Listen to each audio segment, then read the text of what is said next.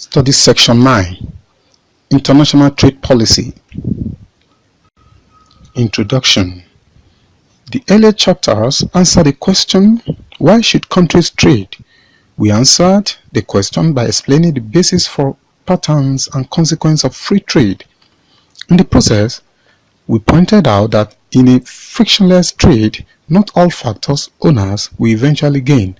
Therefore, factor owners that will lose in trade will not like free trade to occur. Also, a country like Nigeria that wishes to diversify its production structure from producing primary products, agriculture and crude oil, to manufacturing products may find it essentially difficult to do so in the presence of trade. Since all the theories reviewed show that trade will lead to specialization, the implication of this is that Nigeria will specialize in the production of primary agriculture and crude oil products, which cannot lead to economic diversification. Therefore, politicians and industry take two. Therefore, politicians and industrialists will argue that free trade will not benefit us. Not only that, if free trade were allowed among countries, some argue that it will erode the hard-earned valuable culture and can also turn a country to dumping ground.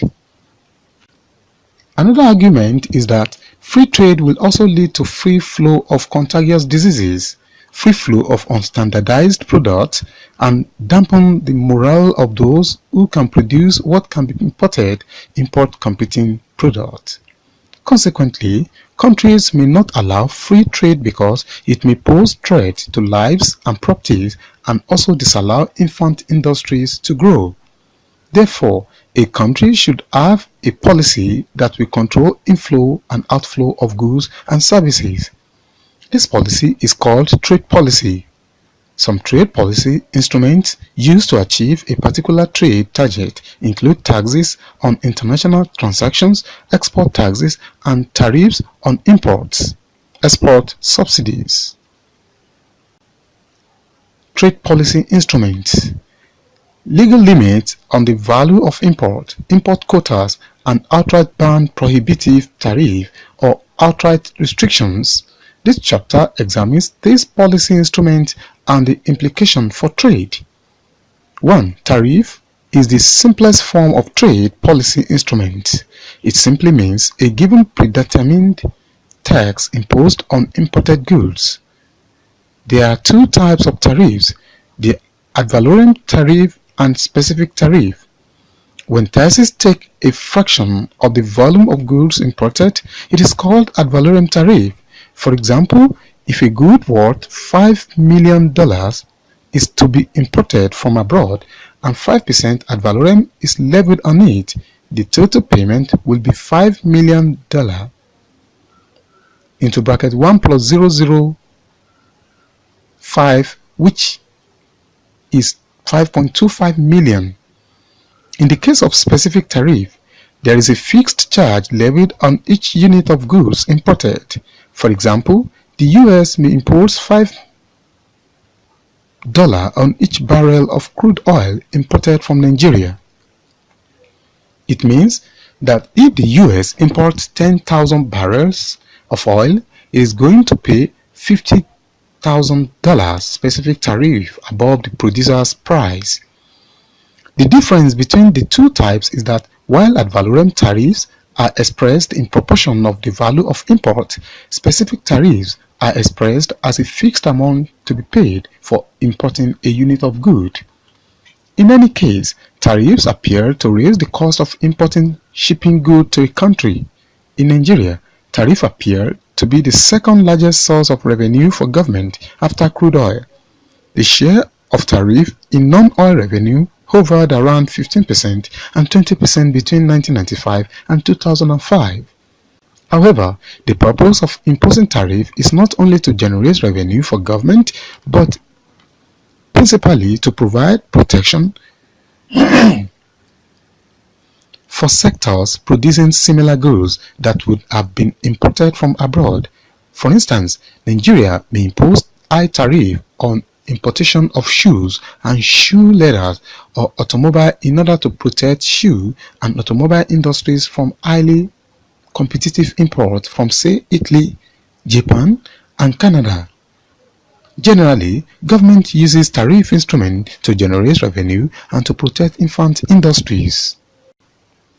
Analysis of tariff in a single industry. Let us assume that Nigeria and Japan produce the same, say, automobile. In the absence of trade theory tells us that demand for automobile in Nigeria and Japan will depend on their respective domestic prices, and that if prices differ, trade will occur. Now, let us assume that relative to domestic price in Nigeria, Japan's domestic price of automobile is lower. Hence, trade theories tell us that Japan will ship automobile to Nigeria. As this process goes on, automobile price in Nigeria will begin to fall, while it will begin to rise in Japan. At a point, there will be a particular price that the two prices will settle converge.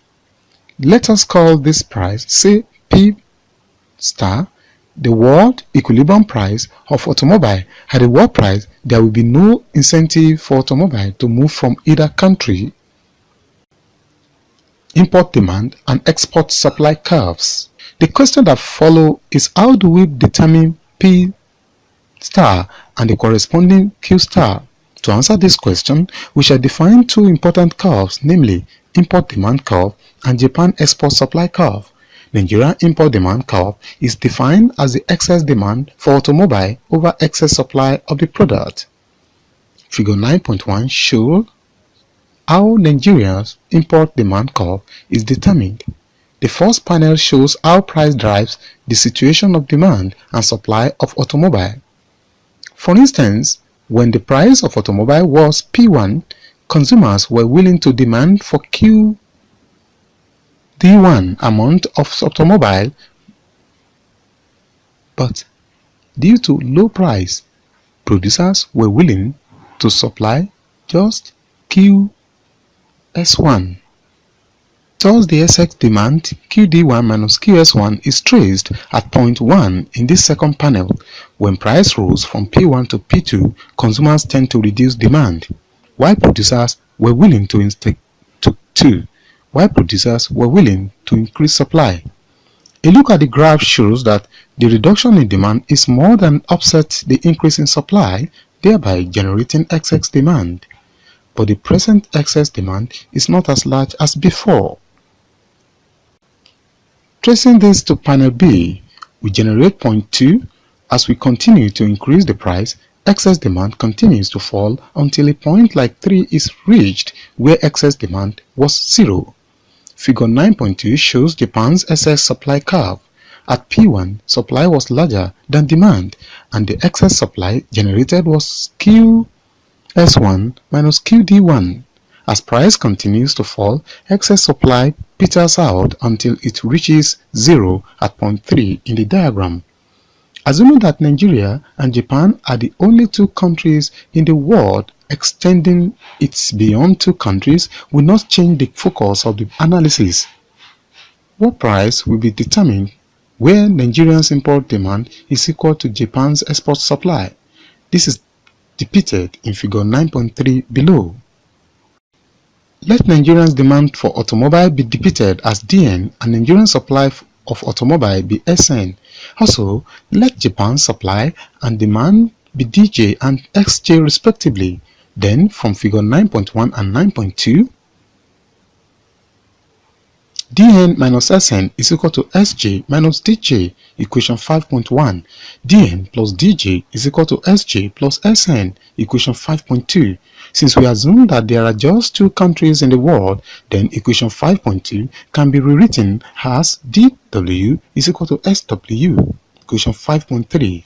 That is, world demand for automobile is equal to world supply of automobile, which is given as Q star at P star in figure 9.3. The gainers and losers in tariff-induced trade. The earlier analysis shows that imposition of tariff raises the price of the good in the importing country and lowers it in the exporting country. From our example, if Nigeria imposes tariff on the importation of automobile, it will raise the price of automobile in Nigeria, the importing country, and lowers it in Japan, the exporting country. Consumers of automobile goods in Nigeria will have to pay more and in the process reduces their purchasing power. The consumer in the exporting country gain because low demand in the importing country lead to excess supply in the exporting country, thereby lowering the price. Producers in the importing country gain because they raise the price of their import competing product, automobile in our case, by the amount of the tariff. Although this will lead to reduction in sales, most especially if such imported product is relatively income inelastic.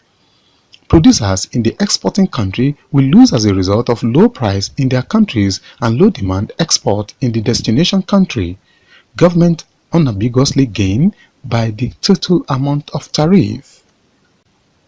Cost and benefit of tariff. It is possible to quantify the cost and benefit of tariff.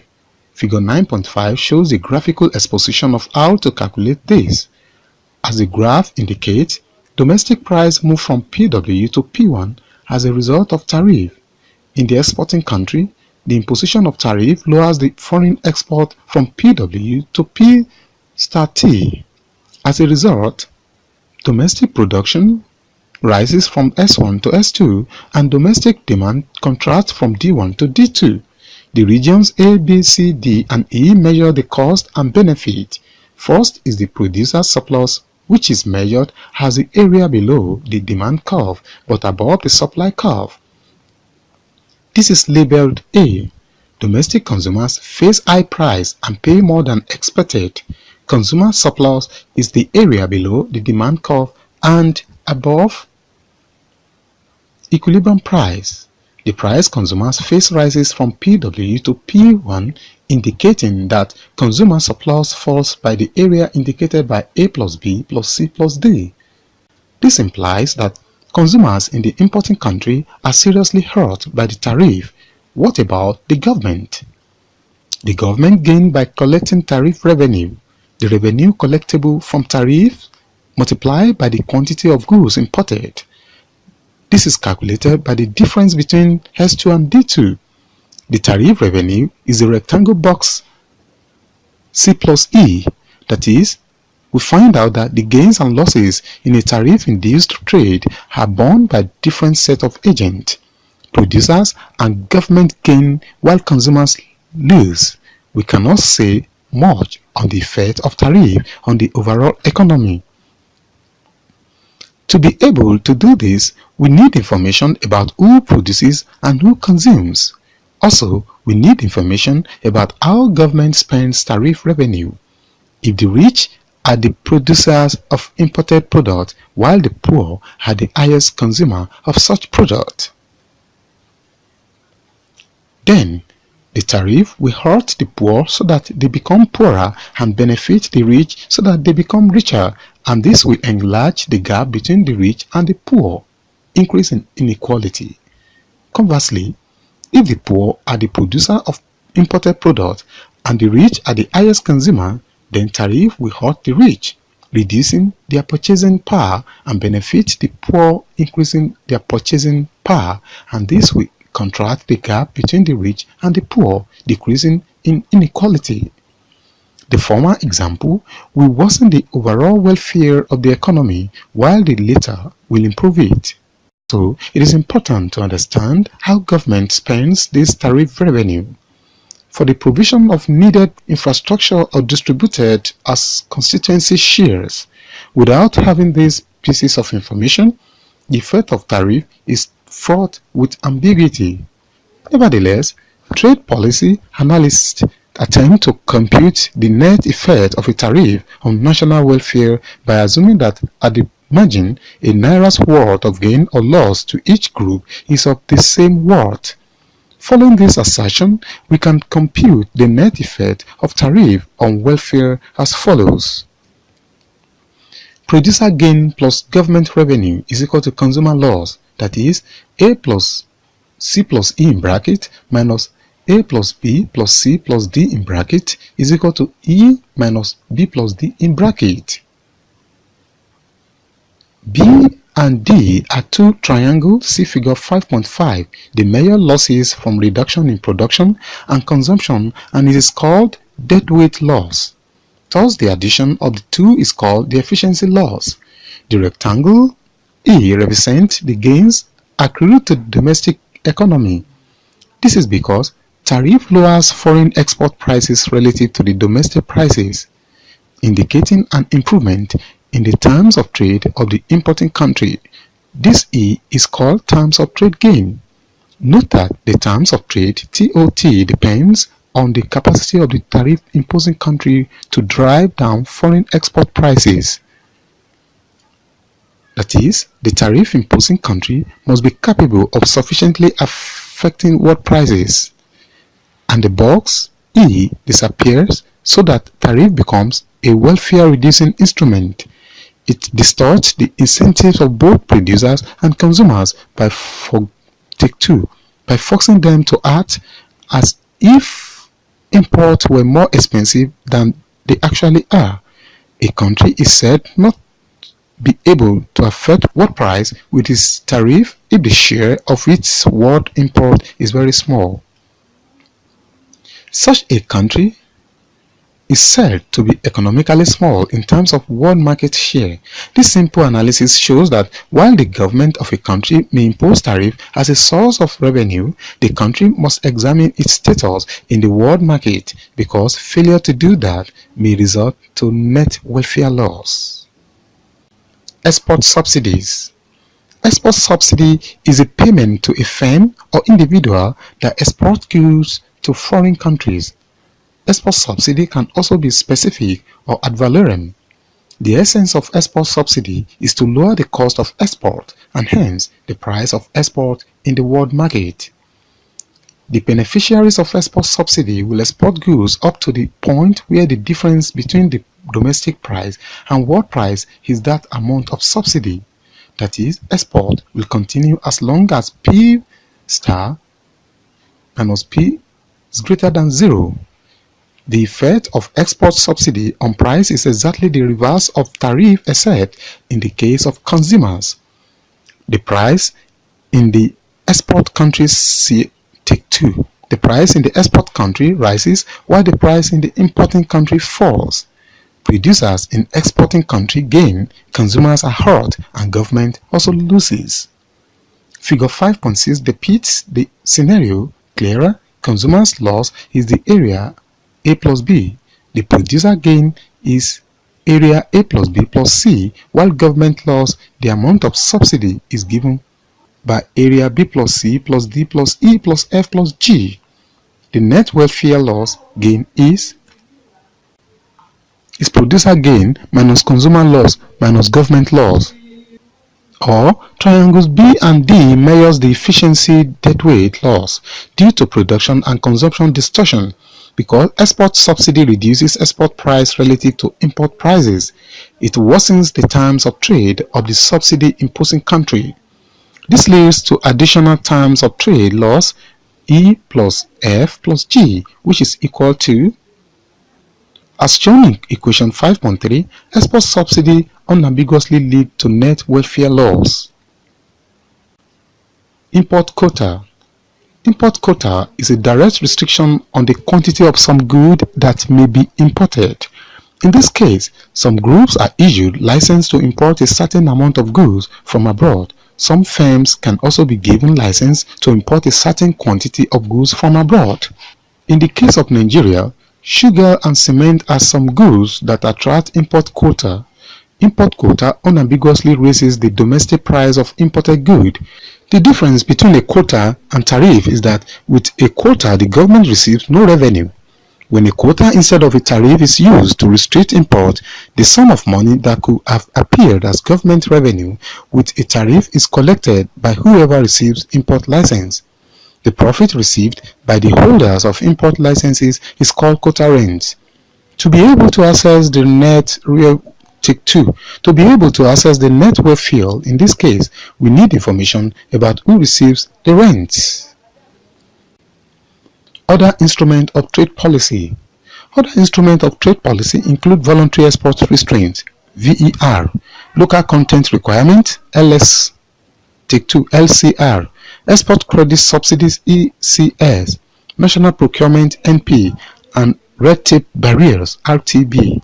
VER is a quota on trade imposed from the trading country's side instead of the importers. A VER, take 2. A VER is always more costly to the importing country than a tariff that limits import by the same rent. The difference being that what would have been revenue under a tariff becomes rent earned by foreigners under VER. Hence, country loses from imposition of VER. LCR is a regulation that requires some fraction of final good to be produced domestically. In some cases, this fraction is specified in physical units. LCR have been widely used by developing countries, Nigeria inclusive, trying to diversify their economies. LCR provides protection for the domestic firms and it reflects the case of import quota. ECS is like an export subsidy, but in this case, it takes the form of subsidized loan to the buyer. NP, on the other hand, requires that government or influential firm regulated firms buy homemade goods, even though it is more expensive than if it were imported. Summary. Trade in the general equilibrium appears to paint false picture about the gains from trade. In the partial equilibrium, where we consider the presence of trade policy, it was discovered that a small country will lose when it imposes tariff on import or gives subsidies to promote export. The analysis of a tariff can be adapted to other trade policy instruments such as export subsidies, import quotas, and voluntary export restraint. An export subsidy causes efficiency loss similar to tariff but compounds these losses by causing a deterioration of the terms of trade. Import quota and voluntary export restraints differ from tariff because the government is not entitled to any revenue. What government would have taken as revenue has accrued to the license owner in form of rent. This is the end of study section 9. Thanks for listening.